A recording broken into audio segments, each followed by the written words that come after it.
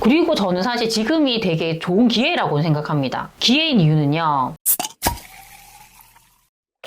안녕하세요. 세이비티입니다. 오늘도 저희 소치님들께서 주신 질문에 대한 좀 상담을 해드리려고 합니다. 상담 내용 중에 보면 내 집 마련에 대한 질문이 많습니다. 지금 정말 내 집 마련해도 될까요? 얼마짜리 집을 사면 될까요? 이런 내용인데요. 이것도 되게 공통적인 부분이더라고요. 이런 부분에 대해서도 제가 조금이라도 좀 방향을 잡아드리면 좋지 않을까 싶어서 이 사연을 채택하게 됐습니다.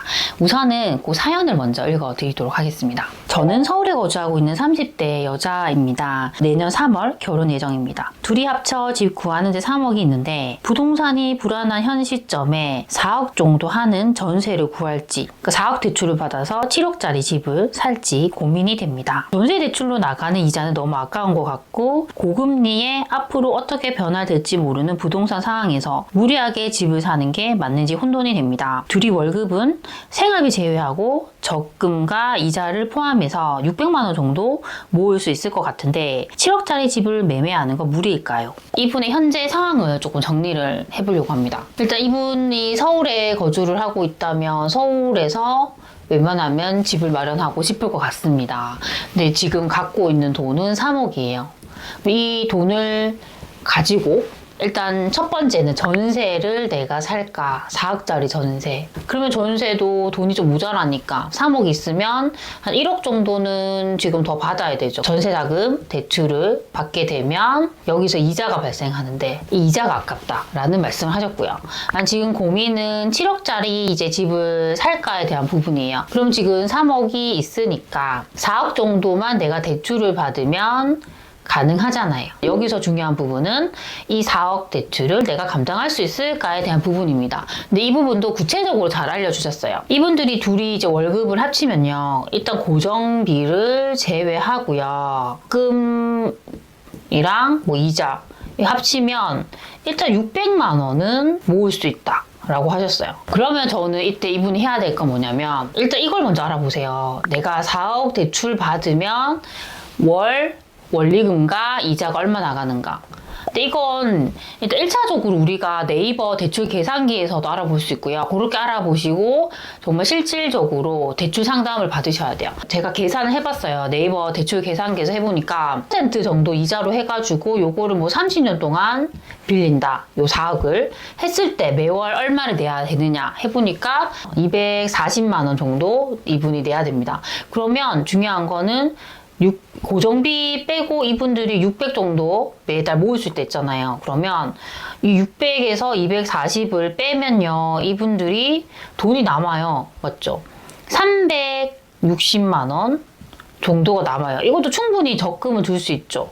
그리고 이렇게 되면 만약에 지금 금리 제가 6% 남았잖아요. 6%를 잡았는데 혹시나 변동금리로 해가지고 금리가 더 올라간다 해도 제가 봤을 때 요 돈 안에서 충분히 해결될 것 같아요. 일단 이분들은 이렇게 하는 지금 요 전략, 내가 7억짜리 집을 사는 전략도 충분히 가능합니다. 그럼 서울에서도 충분히 7억짜리 집을 선택할 수 있고요. 아니면 수도권, 이 경기도에서 서울에 인접한 그 경기도 도시 중에서도 7억 정도 되는 집을 매수할 수 있습니다. 저는 사실 이렇게 하는 게 좋다고 생각해요. 그렇게 생각하는 이유는 만약에 이분이 전세를 살잖아요. 전세. 그러면 아까 그 이분 말씀처럼 전세 이자가 계속 나가고요.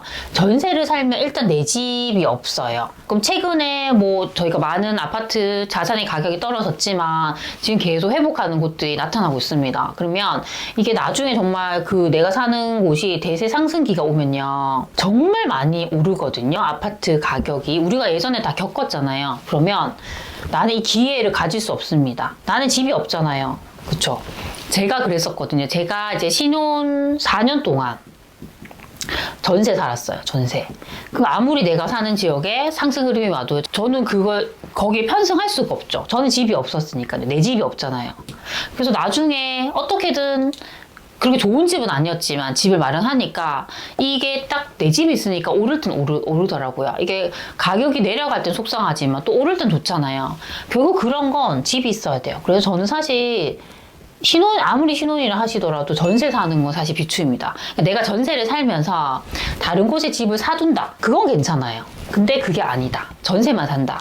그럼 저는 정말 이자만 나가고 내 집도 오를 수 있는 기회도 없기 때문에 정말 비추를 하고 싶습니다. 근데 이렇게 뭐 말씀드리면 사실 간단한 솔루션이긴 한데 이분은 고민하는 부분이 있습니다. 이분은 지금 정말 집을 사도 될까에 대한 고민이 있습니다. 저는 근데 이게 어떤 부분이라 생각을 하냐면 이분이 되게 그 막연한 두려움이 있어요. 막연한 두려움. 이분은 지금 부동산 시장이 안 좋아질 수 있으니까 이런 시기에서 내 집을 사도 될까에 대한 막연한 두려움이 있습니다. 근데 저는 어떻게 생각하냐면 사실 우리가 너무 무리하게 뭐 내가 투자를 한다. 그건 지금 같은 시기에 좀 리스크가 있을 수 있습니다. 근데 이분 같은 경우는 내 집 하나잖아요. 내 집 하나. 저는 내 집 하나는요 충분히 감당할 수 있다고 생각을 해요. 내가 너무 영끌을 한다거나 무리해서 하지 않는다면. 근데 아까 말씀하셨듯이 고정비 제외하고도 이분이 600을 모을 정도가 된다면 저는 충분히 감당할 수 있다고 생각을 합니다. 이게 과연 내가 무리하는 걸까? 내가 정말 이렇게 집을 샀을 때 내가 나중에 겪게 될 일이 뭐가 있을까를 스스로 생각을 해봐야 돼요. 근데 보통 이렇게 했을 때 생기는 일, 집값이 내가 산 가격보다 떨어지는 일. 근데 이것도요, 만약에 부동산이 계속 하락만 성질을 갖고 있다 하면 이것도 되게 걱정될 수 있습니다. 근데 부동산이라는 건 상승도 하고 보합이었다 하락도 하고 계속 그 굴곡이 있잖아요. 그럼 내가 샀다가 만약에 설사 가격이 빠진다 하더라도 계속 여기 살면요, 이 도시가 또 상승 흐름이 오면 오릅니다. 나는 그냥 그 집에 살고 있으면 돼요. 제가 제 집에 살다 보니까 어떤 일이 발생했냐면 처음에 집값이 막 올라요. 아, 기분 좋다 했는데 또 집값이 막 떨어져요. 오르나 내리나 나는 그냥 그 집에 살고 있는 거예요. 오르면 기분이 좋고 뭐 내리면 속상하지만 일단 또 오를 때까지 기다리면 되고, 저는 그렇게 생각했거든요. 내 집 하나니까. 그리고 저는 사실 지금이 되게 좋은 기회라고 생각합니다. 기회인 이유는요, 진짜 작년까지 집값 빠진 곳들이 정말 많잖아요. 예전에는 사고 싶은데 너무 많이 올랐다고 못 산다고 얘기 많이 했죠. 근데 지금 많이 빠졌죠. 빠졌고 이제 회복하는 곳이 있지만 일부 정말 좋은 곳들은 많이 회복하고 있지만 모든 곳이 그런 건 아니에요. 서울이라 하더라도 뭐 강남이나 성수나 마포나 뭐 사람들이 되게 선호하는 곳도 많이 오르지만 아직 그러지 못한 곳들은 그렇게 많이 못 올랐거든요. 분명히 기회는 있습니다. 기회는 분명히 있어요. 그래서 그런 기회를 통해서 지금 내 집 마련을 한다. 저는 괜찮다고 생각하고요. 이런 무주택자인 분들은요, 너무 메리트 있는 게 대출. 디딤도 대출이 있고요. 나중에 또 아이를 낳을 계획이 있다고 하면 신생아 특례 보금자리론 대출 이런 것도 있죠. 지금은 무주택자 1주택자인 분들에게는 되게 혜택을 많이 주는 시장이에요. 다주택자에게는 불리하지만 내 집 마련을 한다거나 갈아타기를 하시는 분들에게는 괜찮은 시장이에요. 그럼 그런 기회를 저는 이거 놓치는 부분이 되게 아쉬울 수 있을 것 같습니다. 나중에 내가 정말 다시 정말 서울이나 여기가 뭐 대세 상승기가 가서 산다 했을 때 그때 내가 과연 살 수 있을까? 이것도 생각해야 돼요. 많은 분들이 집을 못 사는 이유는 딱 정해져 있어요. 너무 많이 올라서 못 사고요. 떨어질까 못 삽니다.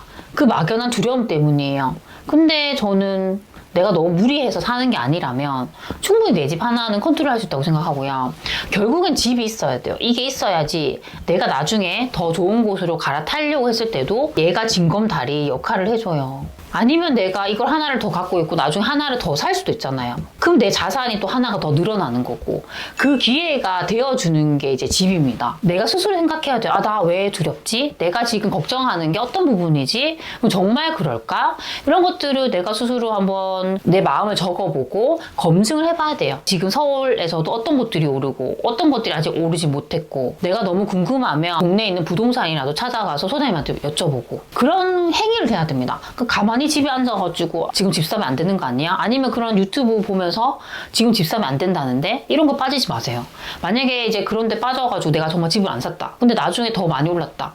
아무도 그 부분을 책임져 주지 않습니다. 이 막연한 두려움에 대한 부분은 정말 내가 스스로 검증을 한다. 검증을 하는 단계를 꼭 거치셨으면 좋겠습니다. 그래서 오늘은 내가 3억이라는 돈이 있는데 이 돈을 가지고 우리가 전세를 살지 아니면 내 집 마련을 할지 걱정하는 부분에 대해서 좀 말씀을 드렸습니다. 좀 정리를 해드리면 뭐 신혼부부인 경우에는 내 집을 갖고 시작하셨으면 좋겠습니다. 전세를 살면요, 나중에 아무리 내가 사는 지역에 상승 흐름이 와도요, 그 집이 오를 수 있는 기회조차 가질 수 없습니다. 그렇기 때문에 저는 내가 정말 좋은 곳에는 못 살더라도 그래도 내 집 하나는 갖고 좀 시작을 하셨으면 좋겠습니다. 그리고 두 번째는 정말 지금 집을 사도 되는지에 대한 그런 막연한 두려움이 있다고 하면요, 검증해 봐야 돼요. 정말 그럴까? 내가 이 집을 삼으로 인해서 얻게 되는 리스크, 최악의 상황은 뭐가 있지? 그걸 생각을 하고 계속 검증을 해보는 그런 시간을 가지셨으면 좋겠습니다. 네, 오늘 제가 말씀드린 것들이 소치민들에게 도움이 되셨으면 좋겠습니다. 그럼 우리 다음 시간에 만나요. 안녕.